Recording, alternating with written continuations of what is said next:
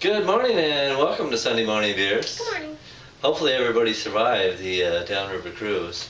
Definitely was not as many cars as normal. I'm sure the construction played a part on that.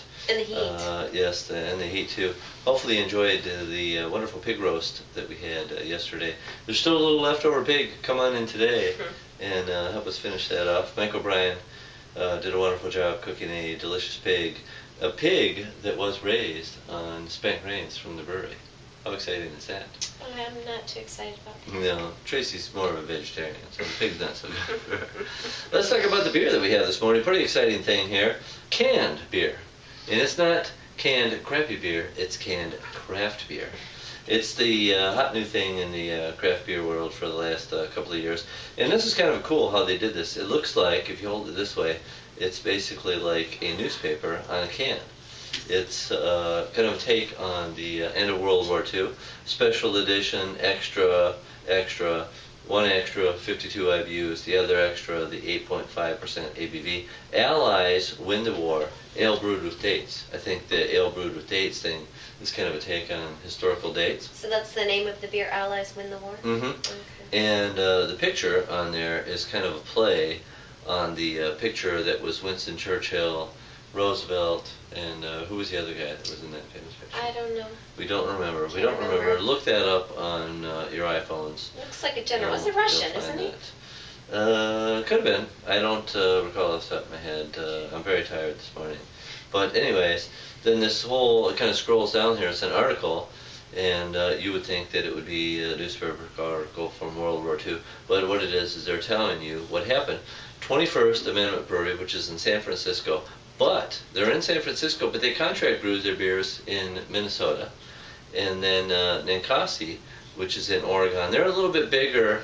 You can actually find some of their beers outside of Oregon. You're not going to find any of those beers in Michigan. We bought this in Ohio.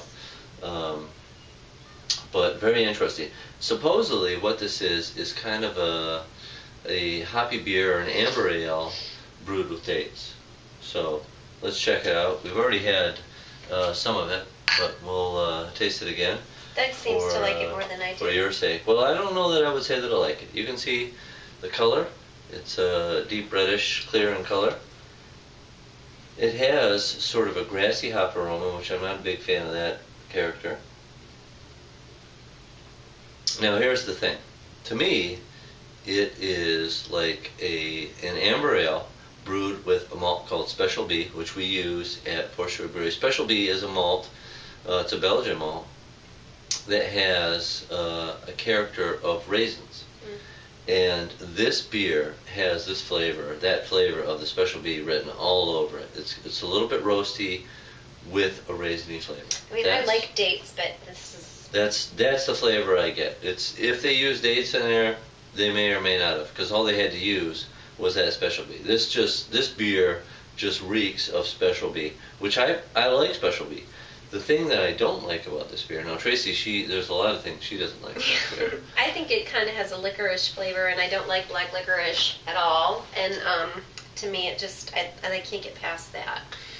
It kind of has a bitter licorice flavor. The thing I don't like about this beer is it has that grassy hop flavor in there, which is just, it's unpleasant, I think. Yeah, it's bitter in the middle. It's like in the middle of your tongue. It's like, not bitter. And It's not bitter, it's hop flavor, and it's not a pleasant hop flavor. No, it's kind of, and it lingers. Mm-hmm. It's lingering. Yeah, it's, if they use dates in here, they may or may not have. If they did, they didn't need to use them in there. Yeah, the nose is better than the taste. The thing about the can packaging, it's the hot new thing. You know, a couple of things about the can packaging is it really protects the beer. It's not to protect this one. Yeah, I don't know that mattered in this thing here, but it really protects the beer because it's completely covered. It's protected from light. Much better seal than a bottle, so it's not exposed to air. It should last longer in here, and but you know, it's a lighter packaging, so people could maybe take it more places than they normally would. The problem with this is very expensive to do in cans because you have to buy so many at a time that for a small brewery it's just not feasible. Obviously that's why 21st Amendment, is having their beers packaged at a larger brewery, because they have the ability to, to do more volume. Do you think that it's more of a recycling thing too? People tend to recycle cans more than they do bottles. Well, really, the whole recycling thing is really a joke. If people really knew what goes on with recycling, most of that stuff all right, deposits. is not. In Michigan, we're all about deposits. It's not reused. It's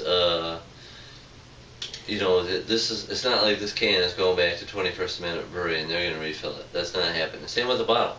As soon as the beers go back to, I used to work for a distributor, and as soon as the beers go back to the distributor from the stores, they're getting crushed, and who knows what they're going from there. They're either ending up in a landfill, or they're being used for something else. So, the whole recyclable thing is a little bit debatable. Probably easier to recycle aluminum than glass, I would think, because glass is basically getting melted down, and if it's going back to anything, it's difficult to say. It's a debate for sure. This week, because today was the cruise, that means that is the end of June already. We are a third of the way through summer. It seems like summer just started, and we're a third of the way over.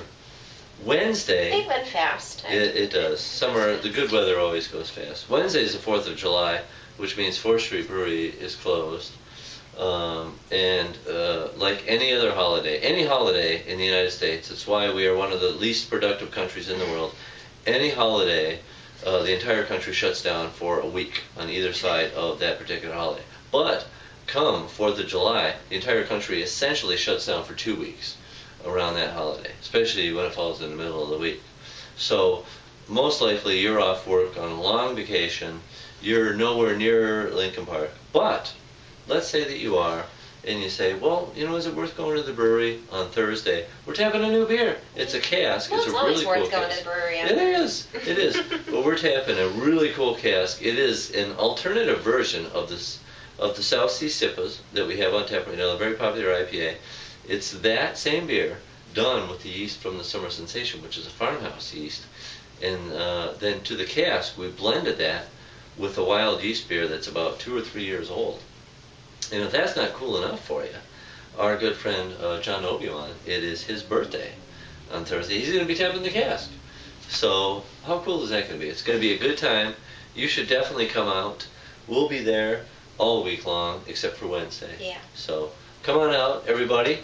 Have a wonderful week. We'll see you at 4th Street Brewery. Take care.